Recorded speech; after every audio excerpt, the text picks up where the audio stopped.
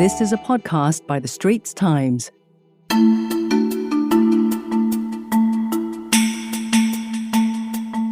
You're listening to In Your Opinion, a podcast series by the Straits Times. I'm your host, Ernest Luis. Joining me to co-host is my colleague at ST, Tay Hong Yi. And he covers manpower news and issues as well as the very useful Ask ST Jobs column. Welcome, Hong Yi. You want to tell us the gist of our topic next? Thank you, Ernest. Recently, 500 youth participants aged 16 to 34 were surveyed in a new poll on youth financial literacy commissioned by the National Youth Council and is being released on the 1st of March at the website youthopia.sg. In this podcast, we've invited two youths to share their thoughts on how they try to be more financially literate and their thoughts on the survey's results. Shubaashini Vijayamohan is currently a lead designer with ThinkPlace Singapore, an organization driving change from within the system by partnering with forward-thinking leaders in the public, private, and not-for-profit sectors. She is also a member of the InSpirit community that champions the next generation of youth leaders in Singapore. Kenneth was previously the co-founder of Seedly till last year, and he is now looking at new startup ventures in the healthcare sector. He is also a National Youth Council member. This podcast is brought to you by the National Youth Council in support of Forward Singapore. So welcome to the show, Shubaashini. Hi. And glad to have you on, Kenneth. Thanks for having me on. All right, so I wanted to run you by one of the first highlight results from the survey. And basically, this was the finding. Over half of the respondents said they engage in financial planning, with a quarter saying they plan to. Now, this is the key statement. I have the skills and knowledge to manage my finances and meet financial goals. Half said somewhat agree, more than a quarter said agree, and then the rest said disagree. One of the other results that was interesting to me that stood out and sort of links back to this first survey result was this question. How confident are you that you are doing what is needed to meet your long-term goals? And the top response is similar because the top response is somewhat confident. Second top response is not really confident. And of course, it goes down the line, very confident and not confident. If you look at both survey results, somewhat confident that they are doing what is needed to meet their long-term goals, and somewhat agree that they are engaging in financial planning. So, what are your responses to this with your own personal backgrounds? Like Shubaashini, what about you? Do you agree with that? I think over time, especially in the last few years, there's been a lot of advertisements as well as social media conversations about financial planning. So I'm not surprised that I think generally somewhat people know about it or have taken certain steps to actually look at it. I think with the advent of lots of robo-advisors. So I think the survey results doesn't look surprising. But personally for me, I think I started quite late. Personally for me, like being a lot more aware and stepping into it was much later in my 20s. So it is interesting to know that somewhat agree. That means like majority of the population has a foot in, and not entirely surprising because of the amount of advertisements, I would say, or knowledge sharing that's available out there today. Okay. Yeah. And you are in your late 20s?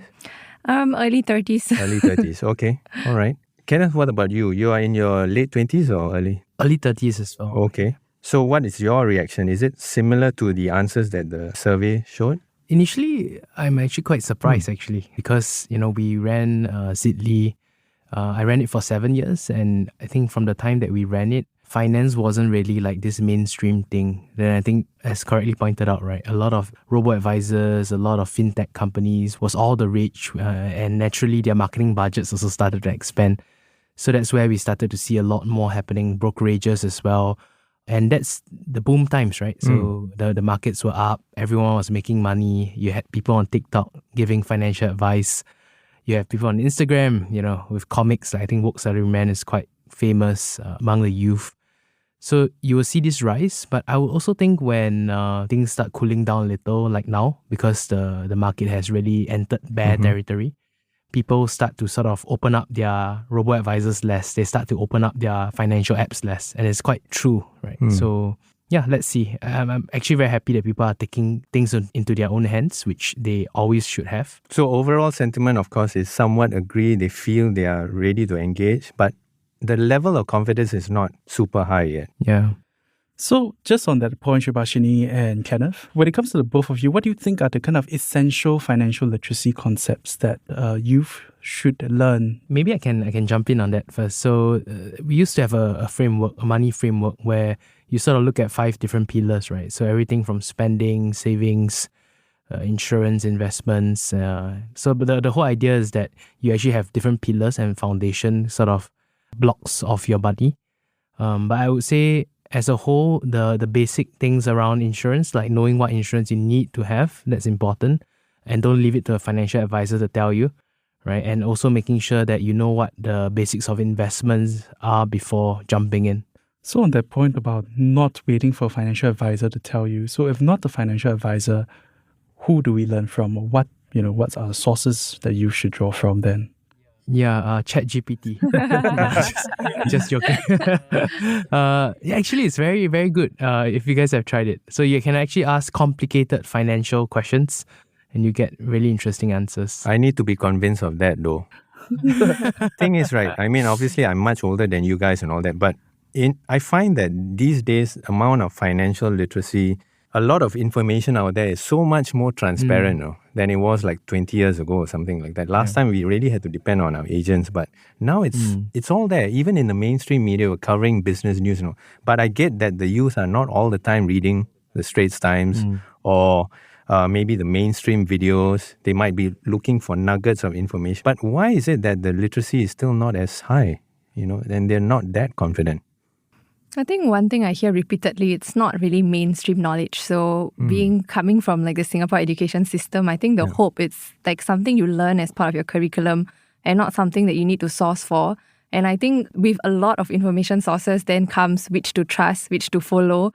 And interestingly, there will be competing views, right? So it goes back to the individual where I think money is interestingly a very personal matter to manage. People have different value system, different expectations, right? Which is where this whole financial literacy or planning for your financial goals even start. Like you can't really copy somebody else's plan because you may have your own views of when you want to retire, how you want to retire, and how much money you think you even need. Because it's so personalized and so customized, I think no amount of information will be sufficient. So then an individual needs to know how do you go about absorbing this, tailoring it to what you want. Where do you even start? So I think that's always a question that people prompt, like, okay, where do I start? Who do I trust? How do I tailor it for myself? Yeah, you're right on that point about tailoring it for yourself. But perhaps I could invite both of you to share about what was your first encounter with this concept of financial literacy? Perhaps just to flesh out to some of our listeners to see whether their experience is similar or whether there are some considerations that they might resonate with. Maybe because, like I said, it started very late for me. Interestingly, it came from volunteering experiences where I often was at Meet the People session, where I see a lot of people coming there because they cannot get proper housing or they are suffering because they have some financial issues. So it was from there that it triggered to me that I better start thinking about my own self and planning ahead. There's common phrase like, you fail to plan, then you plan to fail, right? Yeah, and I think that was pretty much like where it started in me that I better start somewhere. And I went through that hunt where I was reading a lot of articles and honestly lost. I even participated there was a lot of free events or sessions that you could attend. I think even Sidley organized quite a number, Money Smart and so on. I always go in there, I feel like, wow, there's so much to learn, there's so much to start. But I always leave with like, okay, what do I do next? So eventually I decided it really takes some time to start digesting some of this information. And it's okay to get it wrong.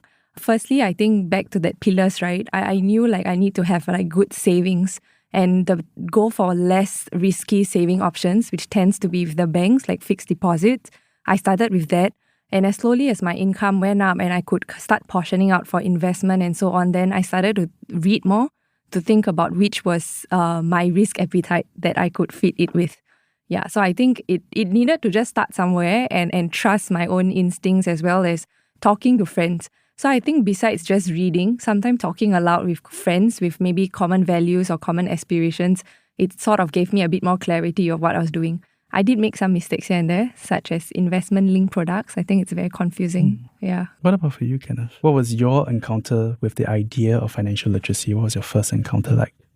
I was actually quite fortunate to do this for my startup, right? So personal finance, we realized very early in 2016, 2017 was this thing that was picking up quite a bit because people started realizing that, hey, this thing, in fact, you don't need a finance degree to know what is CPF, what is a fixed deposit, what is a bond, what is a stock, what are dividends, things like that. You can learn it on your own.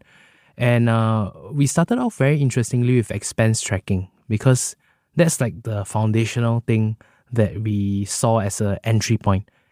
So people want to know how much they're spending on their F&B. Like, let's say you eat McDonald's or you eat ramen versus you eat at the hawker center, right? So all these are financial decisions that you make every single day. And we saw that as a gateway, and then we started building that out. And we launched a community, we launched a content platform. We started realizing that people wanted a source of truth that is not just what the bank is telling you or what the insurer is telling you. Because if the bank or insurer is putting out content, it's very often because they want you to sort of buy that product.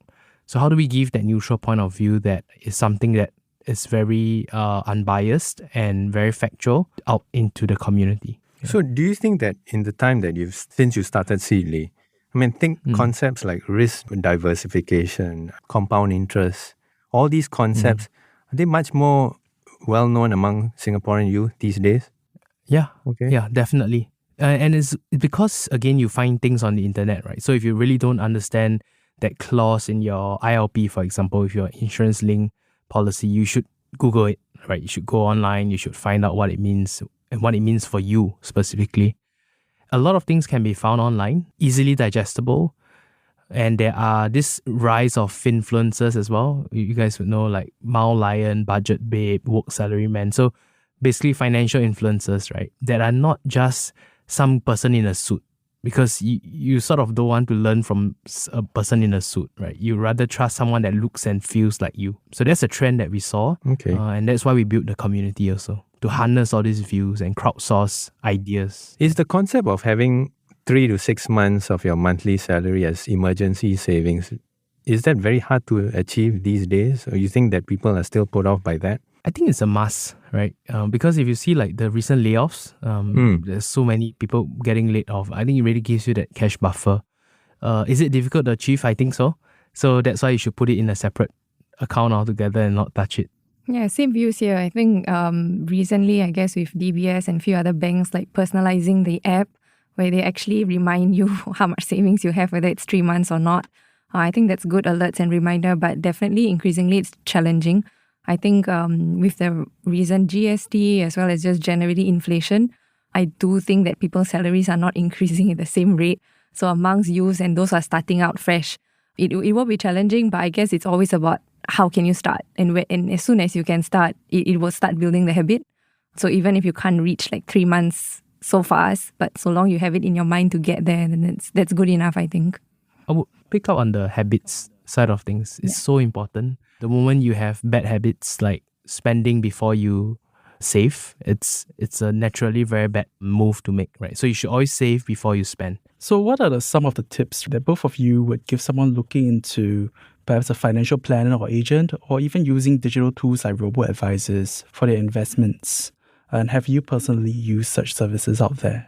Yeah, in that time when running Seedly, we have to use a lot of these things to make sure that we sort of know what's in the market. And I think the good thing is that it's really very personalized to you. So I'll give one example, right? Robo-advisors is this thing that really took off like 2017, 2018, where you get globally diversified, low-cost investing that is personalized to you. And it's convenient. You can start with $1, $100. It doesn't matter. In the past, you needed to buy like one whole stock or 1,000 of shares, right? So that's one lot of shares. So fractional investing, all these things are available to a common man on the street. So I would highly recommend looking at these tools. But the big but and the caveat is that don't invest until you have your basics, which are your insurance, your savings in order. If not, you will basically be a leaky bucket. Then I think this applies to both of you. Have you, in your personal circles, been seeing the sort of hyping up of these kind of meme stocks or crypto, right? Like that sort of FOMO, a fear of missing out because of the incredible appreciation that we have seen. Then how do you navigate that? Yeah, I think it's super common. Like on IG, you can see a number of friends who are actually investing in crypto and happily sharing the overnight boom that they make, And I think it's extremely attractive because the selling point here is you can make money really fast. But that's where there's the big but again. The question is always for how long and whether that spare money that you're willing to lose in case anything happens. And I think, unfortunately, the last few months, did show a lot of movements. And I think like with FTX closing and so on and so forth, the crypto market did show that it is very volatile, right? So I think it's only something that people should get in if they are ready to ride the waves. And most importantly, like for me, I only step into this space if I know I can afford to lose the money completely, which is how I've kept myself very grounded on whether I want to step in or not. As you can tell, I'm not very into taking much risk. Yeah. I would say the last 2 years, we have seen this crazy wave of investments. Doesn't matter if it's crypto, right? So any stock, it was all on a massive rally. And that was because of the low interest rate environment, right? So it was so liquid. There's a lot of liquidity in the markets. And yeah, I mean, in our circles, we started talking about it. We saw it in the community. We started writing content about it. But the reality is also that these things are very cyclical to begin with, and it will always be very much the case because it's human emotions. So it goes up, it goes down, and I think as correctly pointed out as well, you just have to ride the waves and be ready to take losses or just hold it out. Yeah. Take you back to what you mentioned earlier, right? You're talking about the basics, right? Managing cost, actually. Looking at cost, transactional fees. These days, there's a lot more financial transparency in all these tools. Even the banks do it. So like you said, you have to get these things right in order, right? Because if you're just leaky bucket, as you mentioned, Kenneth, you're just sort of like paying. You're thinking you're investing, getting a lot of returns, but actually you're just losing a lot along the way, right? Yeah, exactly. And I think fees are just one part of it, which are very often misunderstood, right? So like even like foreign exchange rates, right? All these things are, you can go to Google, you can check what is the Google rate, and then you can check it with your bank to see what's the rates you're getting. And there's so many different ways that corporations and all these tools will want to extract every dollar from you. It's just you got to be smarter than this. Yeah. Find us on Apple, Spotify, Google Podcasts, or via the Google Voice Assistant and Amazon Alexa-enabled devices. And now back to our podcast episode. Back to our conversation with two young Singaporeans telling us their thoughts and concerns about financial literacy among youth in Singapore. This episode is brought to you by the National Youth Council.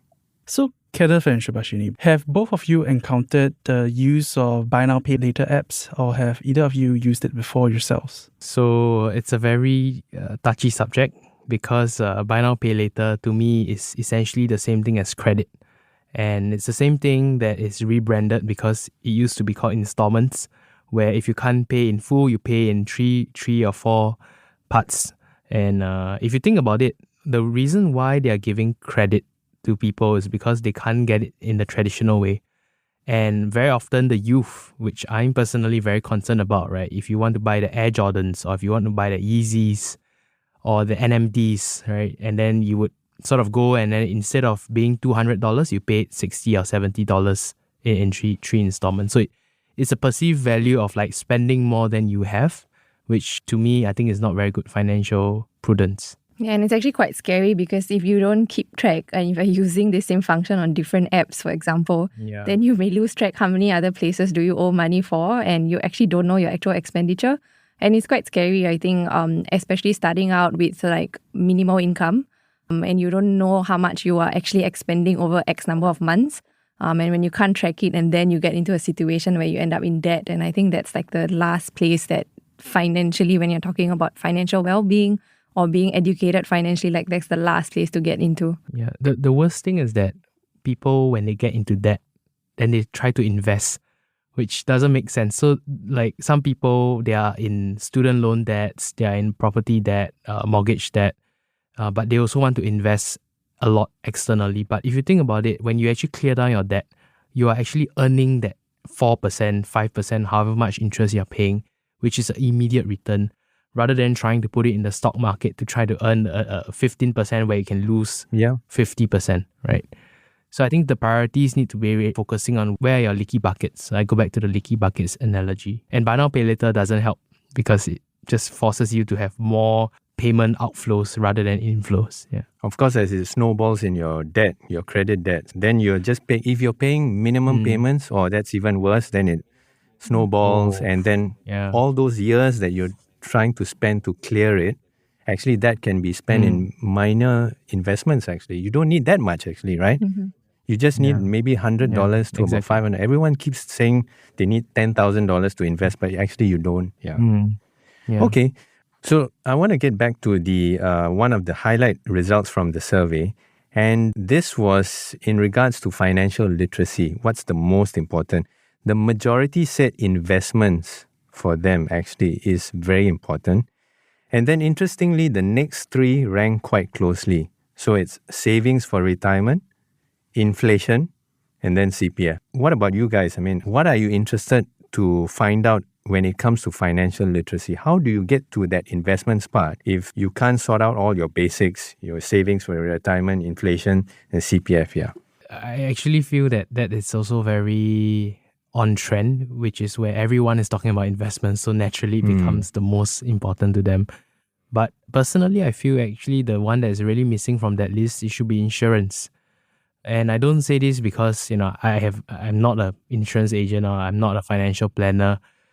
But the thing is that if you think about it logically, I always ask this question when I talk to the team and the community back then in Sydney, is that what is the investment that pays you the most when you need it the most? And it's insurance, right? Because if you think about it, insurance is really the time when you get into a car accident, when you can't work anymore, right? And then you get this payout that you really need it the most when it's urgent. So that to me is foundationally important. However, it's not as attractive as investments, because investments is you can get rich fast, quick. So yeah, there's that gap in perception in my view. Okay. Yeah. Shubaashini? Yeah, I think for me it's interesting that CPF is kind of ranked low, because personally for me, I think a lot of money actually goes there. And it'd be interesting for me to actually find out more in terms of how can I better make use of the money in there, especially with the recent announcement as well, right, in budget, where they're going to basically be contributing more. But yeah, I guess investment is really because people want to make money fast. And it always sounds the most attractive, but it's also the scary place to kind of put more of your attention on. I do think the other aspects, including savings and insurance, are equally important. And CPF, why so, is because it covers many aspects. Like, I think people always think it's just retirement and you don't see the money. But actually, even the OA account, you kind of use it for big expenditures that will come soon in our lives, whether it's housing or education for children and stuff. So I do think like there can be more like financial knowledge and literacy maybe shared on that aspect. Yeah. Thanks. So another notable result from the survey is that 6 in 10 of those youth surveyed said that one-stop portals that consolidate information on financial literacy would be helpful to improve their financial literacy. And almost half also talked about hoping for increasing support from their workplaces or digital campaigns to raise awareness on financial literacy. So, what do you think can be done to better improve financial literacy among youth in Singapore? Actually, I just attended a youth engagement session last week about this whole topic on, rising costs and how they want to manage. And I'm not sure if one-stop portal, no doubt the result says like that's the most common or popular. A lot of people ask for bite-sized information that they can easily consume. And I think it needs to be accessible and from a platform that they frequent by chance. So I guess your Spotify, TikTok are sort of the platforms that they're after. But at the same time, I think who is it coming from? Like early on, Kenneth spoke about some of the influencers and so on. So I think it's important whether it's coming from credible sources and they can sort of see their lifestyle sort of matching with these people who they're talking about as well. Because a lot of these financial advisors or knowledge needs to come from people who they can relate to in the first place, which is when I think they'll be able to consume it better and see how to apply back to their own lives. Yeah. So what are you, Kenneth? I've always had the view that finance is a tool, so it's never the end goal. So for example, you want to buy a house, you actually want to live in the house. Then the loan becomes the mechanism or the tool, the mortgage for you to get that house. You want to buy a car because you want to drive in the car, so you take out a car loan to buy. You want a pair of Air Jordans, it's the same thing. So I think when it comes to financial knowledge and literacy, context does matters a lot at that point in time when it becomes important. That's why there's a lot of talk about making financial literacy this thing that you learn in school. I have a contrarian view to that because I feel that in school you get pocket money of $50. To me, it doesn't really matter because you're not earning $3,000 when you first start work. So in our case, we were very clear our target users were always the people who are fresh graduates because at that point in time, that is when their lifestyle and their spending habits really get formed, not when they have $50 to manage. So I think the context of when they get the information is very, very important. Your first paycheck, your first credit card, your first savings account, all those decisions you make will really set the tone for the next 40, 50 years, all the way to retirement. Actually, I think it depends when the market starts intervening in their lives. Like I met with interns who are still studying, but at that time they're already too active in MapleStory and so on, and they already started learning how to make money and expenditure at the same time because they are kind of the target audience of some of these gaming world, right? So I think we need to keep up with times as to when they are being the market consumers. And I think at that time, right, opportunity-wise, it should also come in line. When he mentioned about when you get the first credit card, that's so interesting because back then, like I think just walking around the interchange or MRT station, you become the source of income for these credit card companies. They'll be coming after you and that's when you're like, oh, credit card, should I get one or not? And there's so much of freebies that comes with it, right? Yeah. Free luggage. Yeah. So I think it's good to also follow with the market and know when are they trying to attack the consumers. Yeah, that's true. So what do you think are the most kind of difficult concepts for someone who's just starting out in financial literacy to really get a good understanding of? I think the idea of assets and liabilities, that was one big thing I learned early on that I think is important. So your house, is it an asset or a liability? Well, it depends, again, because are you staying in it? Is it drawing down? Is it creating any revenue for you when you're renting it out? So I think these things actually do matter because when you think about financial freedom, which is ultimately the end state that everyone wants to get, like financial independence, retire early, right? That's the FIRE dream that a lot of people have. To get to that point, you need to understand things like asset and liabilities. And these are things you can learn over time. That to me, I think is one important concept, apart from the saving, spending, CPF. Yeah. I think for me, another may not be very finance specific, but it's really understanding needs versus wants. I think people don't know really how to work that out for themselves and know how to work on it over time because the reality is commitments may increase over time depending on their own goals. And how do you keep revisiting this? So I think the concept of knowing what is needs and wants and the concept of knowing that financial planning is an ongoing thing, it never stops actually. Yeah, and I guess the key thing is that you've really got to want to make the effort to read up about these things, educate yourself. You can't just continue going out there drinking bubble tea and thinking, oh, why don't I know this? Why don't I know that? You know, you've got to make an effort to find out. Yeah, that's why I think, again, context do really matter a lot. So again, when you're a student, all these things don't really matter so much to you at that point. But once, to me, the biggest point where it sets a direction is when you get your first paycheck. Because that's the first time in your life you get $3,000, $2,000, whatever much amount. And what you do with that first $2,000 matters a lot. So thanks, Shubaashini, for giving your thoughts on youth financial literacy. Thank you. Thank you so much for having me here. And thanks, Kenneth, for all your insights as well. Thank you. Well, that's a wrap for In Your Opinion, a podcast series by the Straits Times. I'm Ernest Luis. And I'm Tay Hong Yi. If you resonate with the points raised, do share this podcast episode with your friends and family. If you'd like to read our columns, there are links in our podcast text description. This episode was brought to you by the National Youth Council. Thanks for listening.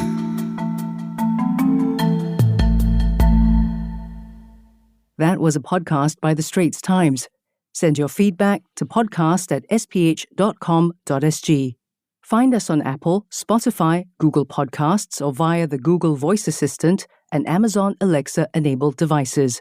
For more podcasts by the Straits Times, the Business Times, and Money FM 89.3, you can also download the Audio by SPH app. That's AWEDIO.